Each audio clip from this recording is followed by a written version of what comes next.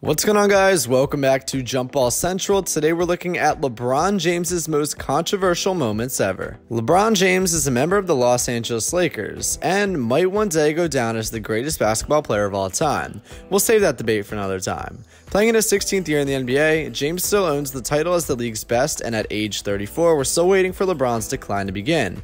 He surely didn't show it in his first week as a Laker. In the spotlight since high school, LeBron's exceeded the absurdly high expectations on him on and off the court. James has done a phenomenal job of avoiding major controversies during his storied career, largely evading non-basketball related criticism. He's a great father, an elite businessman, a spokesperson for social issues, and incredibly charitable. It seems as if he can do no wrong and has no flaws, but at the end of the day, he's human like all of us. From confiscating video evidence of him getting dunked on to injuring his hand punching a whiteboard after Game 1 of the NBA Finals, we're guessing there are a few times LeBron wishes he had a do-over.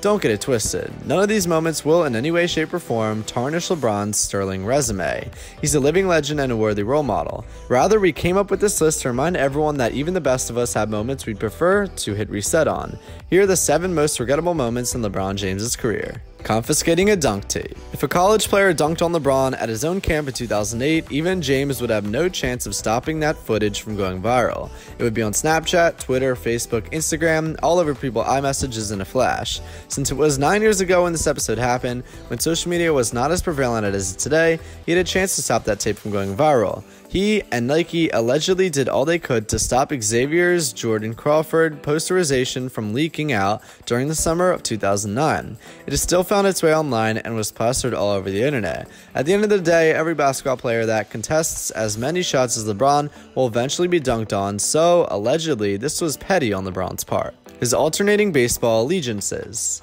As an Ohio native, it's weird to see LeBron rock a Yankees cap during the 2007 postseason, but if that was his team growing up, you can't blame him. This wouldn't be an issue if LeBron had kept the same energy 10 years later when the Yankees and Indians met in the postseason once again. James showed up in Indians gear and made it clear he was rooting for the hometown team, who happened to be the favorites. The Indians went on to blow a 2-0 series lead to the Yankees, and there was no congratulations from James to a team that he had once claimed to be his own. His post-game antics in the 2009 Eastern Conference Finals. This was a youthful moment for LeBron. Despite being the higher seed, the Cavs lost to the Magic in 6 games in the Eastern Conference Finals, and James was pissed off at the end of the series. He let his emotion get the best of him, and not only did he skip out on post-game handshakes, he left the arena without talking to the media. It's one thing to not shake hands, although that still occurs often in the NBA, but refusing to speak to the media was a bad look. The decision. This, without a doubt, was his biggest free agency move of all time and a total PR blunder. No one really questioned LeBron leaving Cleveland, as the front office never surrounded him with good enough talent to win it all. Although people were angry about him teaming up with 2 Hall of Famers in their primes, that wasn't the real issue either. Everyone was livid that LeBron scheduled a TV special titled The Decision to make his announcement. To do all that just to spurn Cleveland and take his talents to South Beach seemed excessive and unnecessary. LeBron later admitted that the show was a mistake. Not 1, not 2, not 3.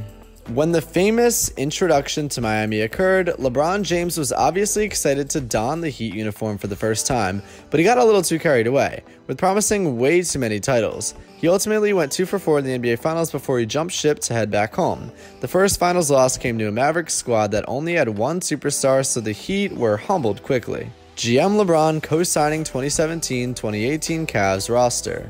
We all knew LeBron was going to have a say in how the 2017-2018 Cavs roster was formed once it was made known to the public that Irving wanted out of Cleveland.